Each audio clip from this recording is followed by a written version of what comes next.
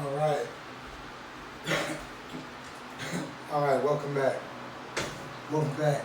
Welcome back to your class.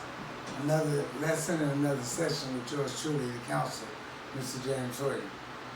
This evening's this evening's class is going to be a class called the domestic child. What is the domestic child? You say, why would he come with that? Well, the domestic child, funny, you know, I often have a discussions with my other half,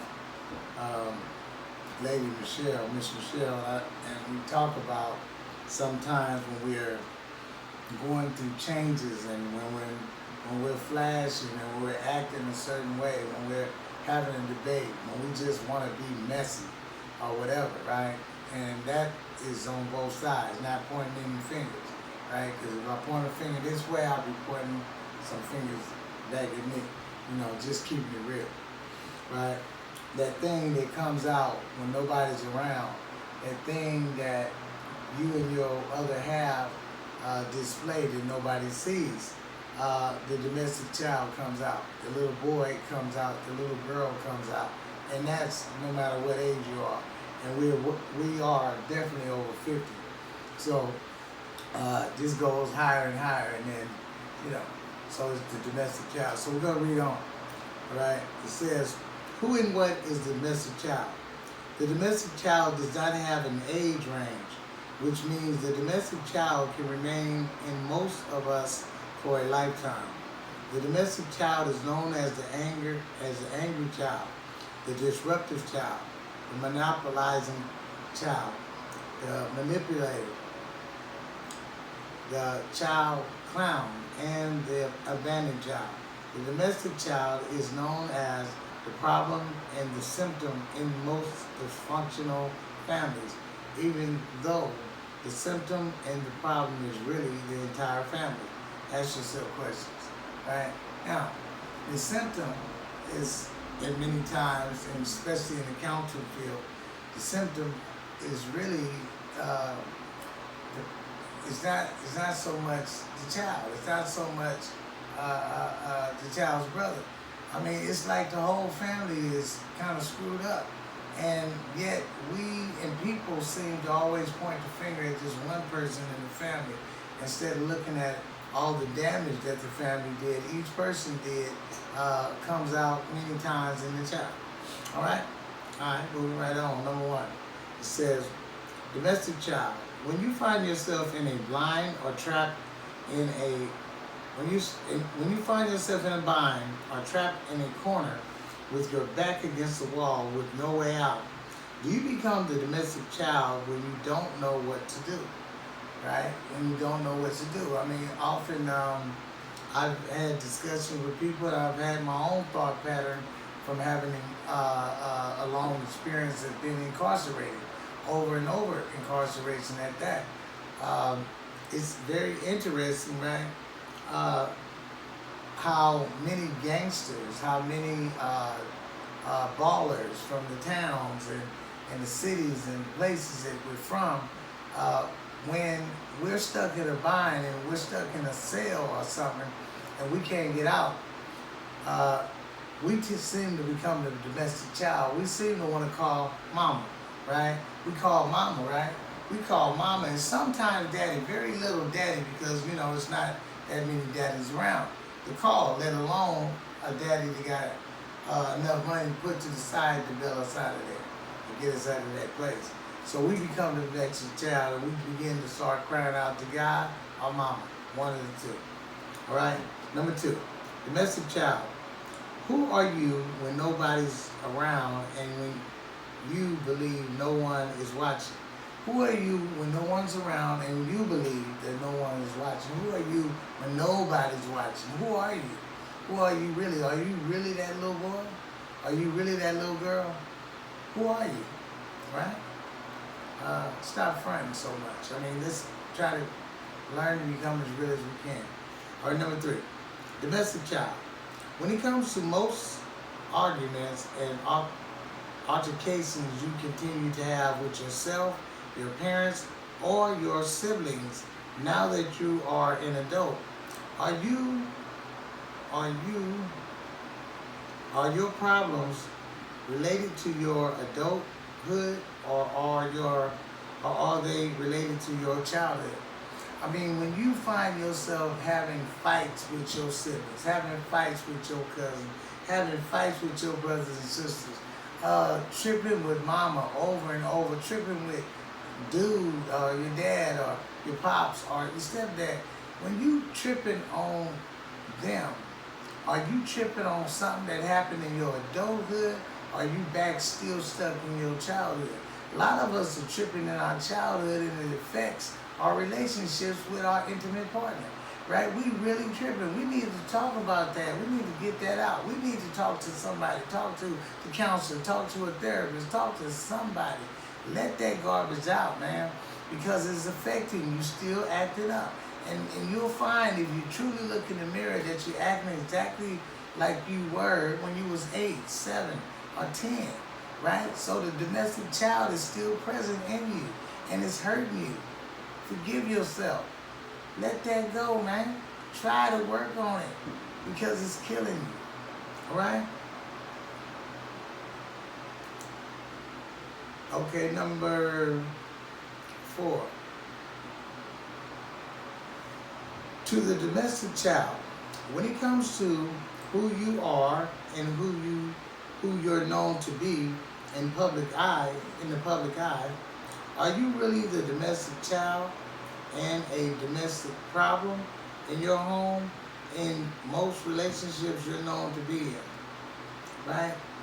To the domestic child, when it comes to who you are and who you're known to be in the public eye, are you really the domestic child and the domestic problem in your home in most relationships you're known to be in?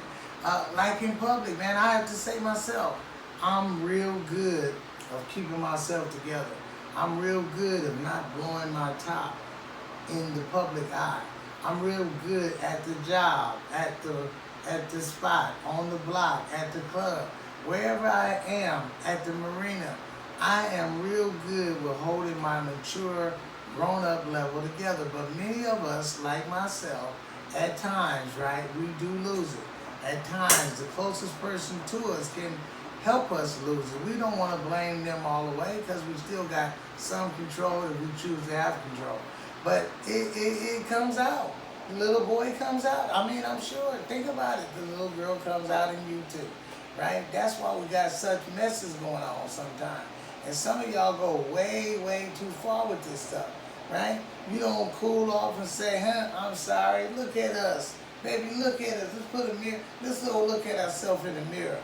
Look how we acting. Really hella serious, right? Okay. Number 5. 5. Domestic child. Are you the domestic child in most relationships, or are you known to get in relationships with adults who act and behave like domestic children, right? Are you the domestic child, right? Because we always try to say it's somebody else, but let's say it's you. It could be you. Everywhere you go, you bring that little kid with you, right? He need his butt whooped sometime. I mean, I know they got CPS, but look, you know what time it is. You know what I'm trying to say. We talking about you, right? And then you could be the kind of person that's always looking for some, not saying an adolescent, not saying someone underage, but the maturity level is underage. Many of us are looking for some child in somebody else. We want them to act totally like a kid, totally stupid sometimes, right? And we comfortable with that. But you got to find out who they are and who you are and what you really want to deal with, right? Number 6, to the domestic abandoned child. Does the abandoned child within you stop you or block you from leaving and letting go of most domestic childish relationships, right? To the domestic abandoned child. Does the abandoned child within you stop you or block you from leaving and letting go of most unhealthy domestic childish relationship? A lot of times you know it's childish. You know you should not be blocked in this kind of thing. You know it. But what happens is the abandonment issue. The abandonment issues of being abandoned by one of your parents, being abandoned by a family, sent over to stay at the neighbor's house all the time because the family seems to not have time for you. The abandoned part of this thing can have you getting in a relationship, holding on for dear life in relationship, even though the relationship is not healthy for you, right?